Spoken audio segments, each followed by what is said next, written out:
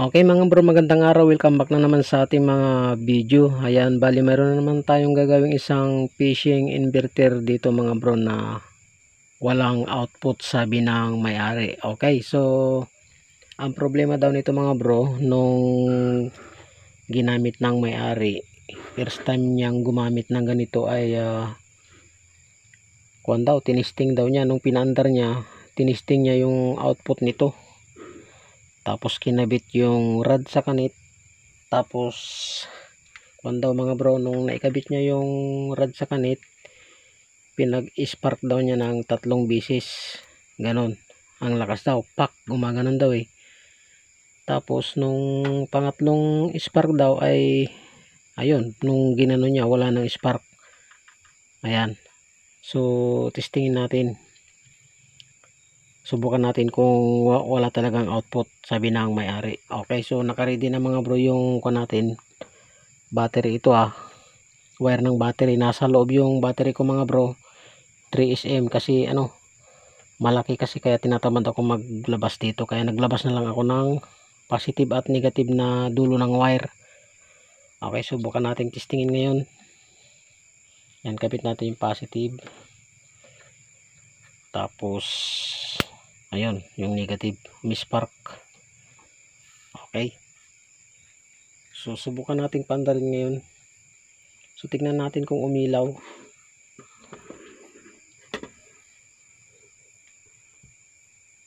Ayun. Nakailaw siya ng kulay red. Sagad natin tong mga niya, adjustan. Yung current saka voltage. Subukan nating pandarin. Okay, lagay natin yung tester natin. Set natin sa DC. Ayan. Tapos i-kuha natin dito sa output. Ipit natin itong natin. Tester. Ayan. Yun yung ating negative. Okay, lagay natin yung ating positive.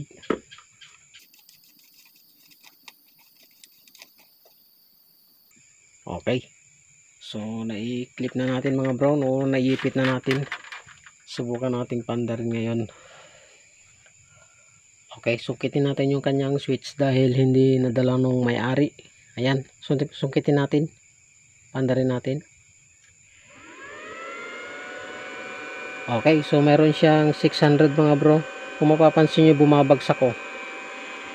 Ayun, 500 na lang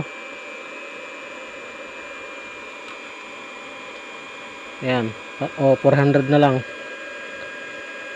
Mayroon siyang output mga bro. Ang problema, bumabagsak. Ayan 400 na lang. Kanina 600 yan eh. Dapat yan mga bro ay stable. Naka-steady lang yung 600 sana. Nasa 300 na lang. Bumabagsak talaga mga bro yung kanyang voltahe. Pabawas ng pabawas. Ayan. So tingnan natin kung sa tubig kasi yan mga bro, kapag pinanguryente yan sa tubig, wala nang kuryente yan, bagsak na kaagad. Kasi parang na siya, grounded o mahina yung kuryente. Pagka nasa tubig na, nakasawsaw na yung rod sa kanit, ayun, totally wala nang kuryente, bagsak kaagad sa 0 siguro. Ayan, nasa ko na lang siya 200 So tignan natin kung aabot siya ng pinakamababa.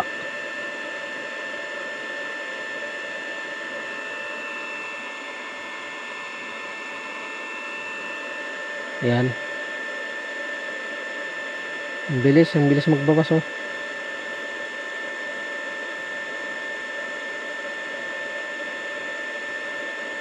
Ayan, malapit na siya ayun, 100 na lang.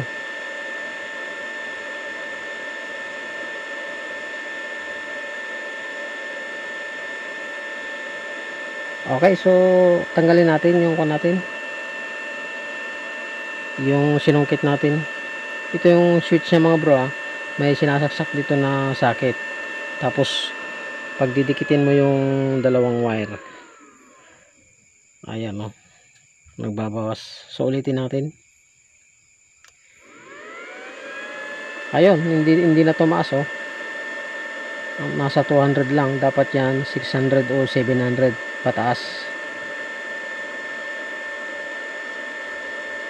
Okay, so talagang bumabagsak mga bro. Tanggalin muna natin sa battery at bubuksan natin. So titignan natin yung kanyang problema. Okay, tanggalin na natin yung tester natin. Ayan, so buksan natin.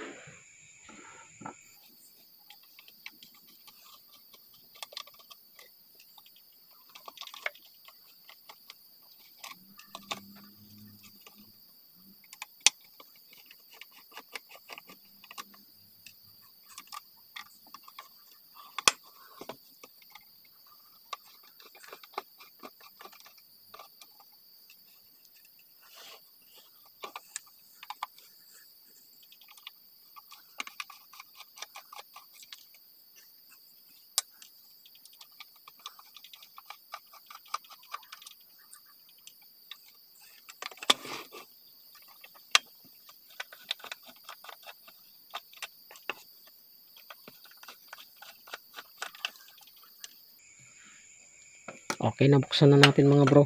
Tanggalin natin yung takip nya. Nalagay muna natin dun. Tapos hugutin natin.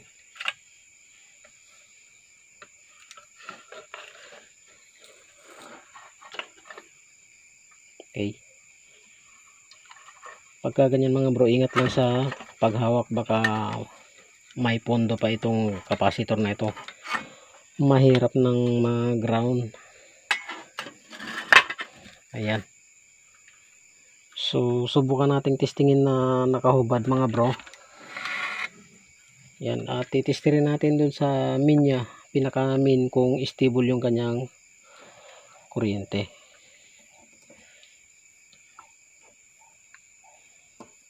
Okay, lagay natin yung ating positive, tapos yung ating negative. So hanapin muna natin yung min pala.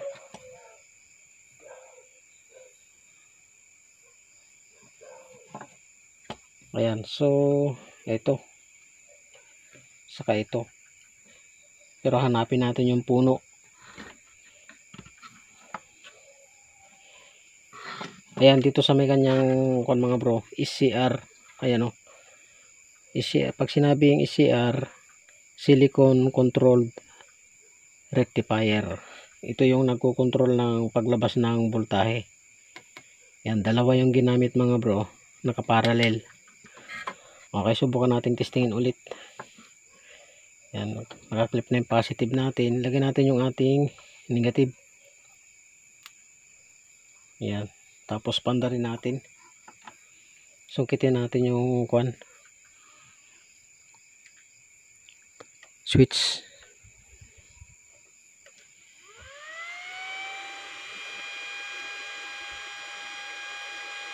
Yan.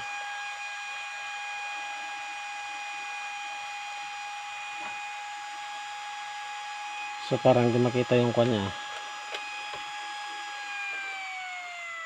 Tulak natin ng konti para makita yung tester. Okay, so subukan natin sungkitin ulit. Ayan, so subukan natin ulit yung kanyang output ni minto.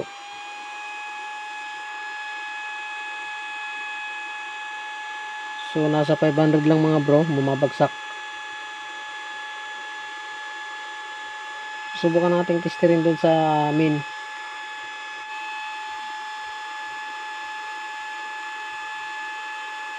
So dito saka dun,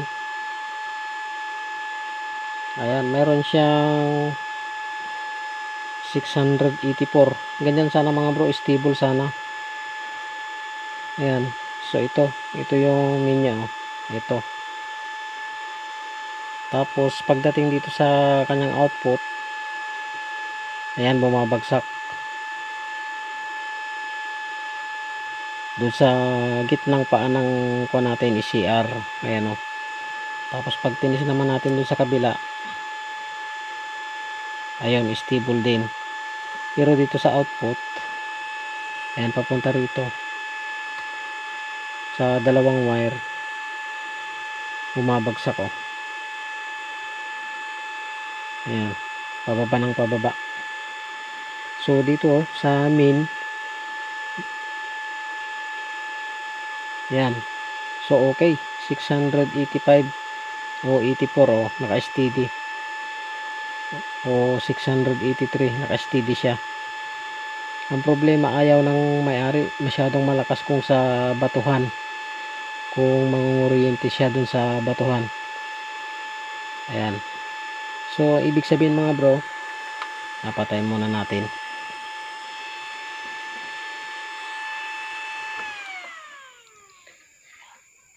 So ibig sabihin mga bro, wala namang problema dun sa mga linya, walang nalagot dun sa pag-spark nya.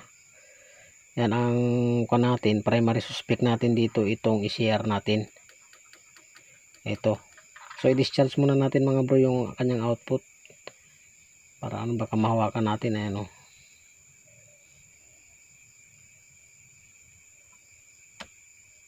Pababa ng pababa. Ayan.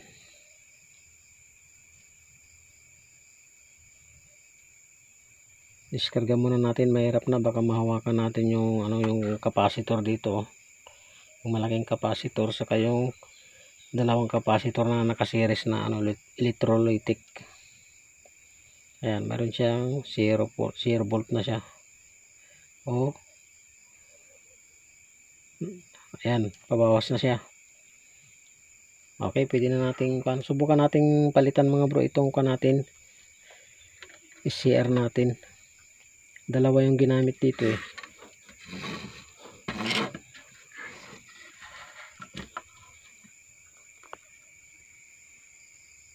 Ayan, ito mga bro yung natin, papalitan natin. Dalawa yung ginamit nila, naka-kon lang siya, naka-parallel. Subukan nating baklasin.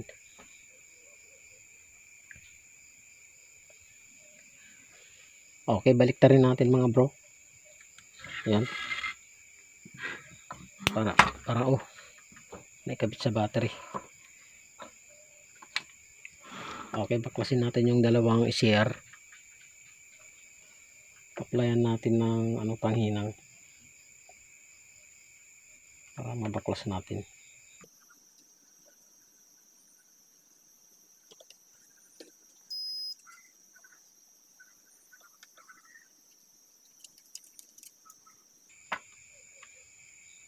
Ayan, natanggal na yung isa mga bro.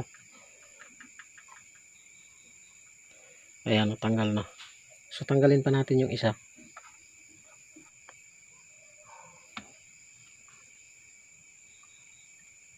Applyan lang natin ng ano, panghinang para ano, madaling matanggal.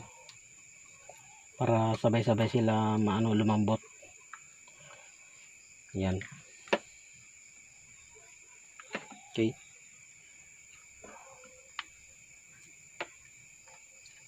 Ayun. So natanggal na oh.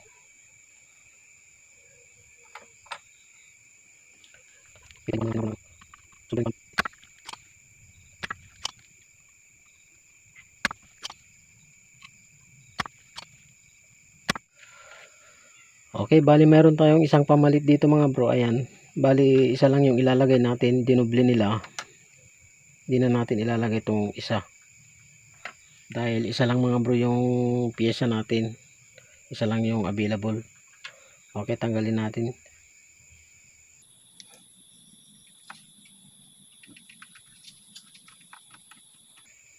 Yan. Tapos tanggalin natin to.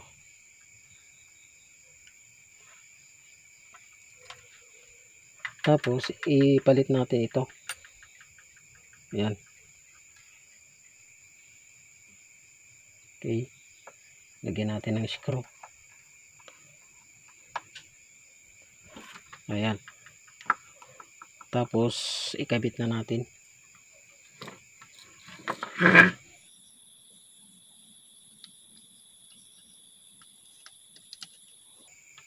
Yan. Tapos sinangin na natin.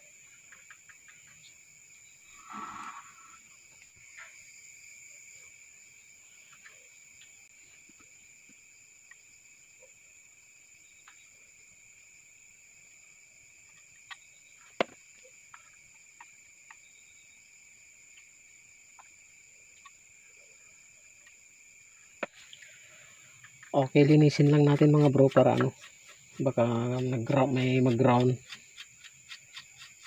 Mahirap na mag Happy New Year. Check lang natin mga bro, baka ano, may nagdikit. Ayun, may nagdikit nga. Ayan, sayang yung pyesa natin kung kan.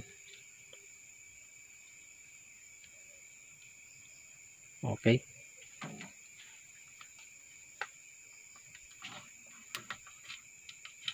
okay, check natin sa tester natin kung may grounded. Lagay natin sa buzzer.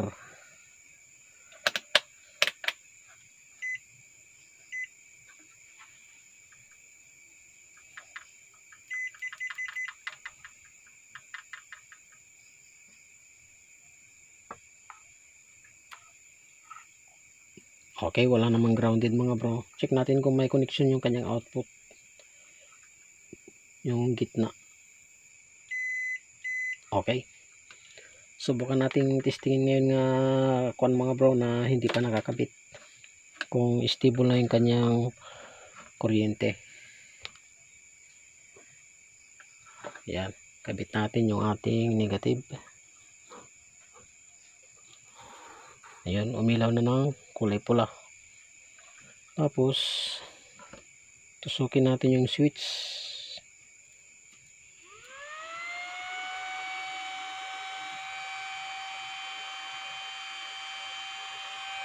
Okay, check natin sa kanyang output mga bro.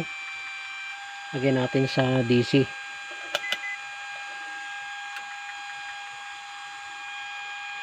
Okay, check natin. So mayroon siyang 686 o 85. Okay, stable na mga bro yung kanyang output oh. 684. Ayan, ayos na. Yun lang yung naging problema niya mga bro. Yan, ganun lang gawin niyo mga bro. Kung halimbawa ano, teka lang, tanggalin natin at maingay. Kung halimbawa bumabagsak yung kanyang output dito, check nyo yung min, yung dalawang nakaseries na capacitor na electrolytic. Tapos yung adjustable na output nya, yun yung gitna ng i-share natin, yun yung isang output, dun kayo mag-test. Okay, so ikabit ko lang mga bro at titistingin natin. Okay, ikabit ko lang at i-update ko kayo mga bro. Okay, okay, bali na ikabit na natin mga bro. Susubukan nating testingin, kabit natin yung ating positive, tapos kabit natin yung ating negative. Ayun, umispark. So tusukin muna natin yung kanyang switch.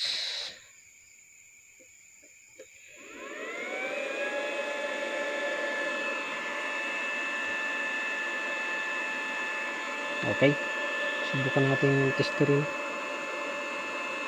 Ayan, so bali mayroon siyang 688, 87 o 86. Ayos na mga bro, hindi na siya nagbabawas oh. Okay na. So testingin natin sana sa bombilya, pero wala tayong bombilya mga bro para malaman natin yung ano niya, yung pinaka volume niya dito kung gumagana. Kapag tester kasi, kapag walang nakaload, hindi mararamdaman yun ng tester. Mas maganda yung ano, yung may load talaga na bombilya. Okay, so paano mga bro, hanggang dito namang muli at sana ay nagkaroon na naman kayo ng kunting idea sa video ito at maraming salamat sa inyong panonood.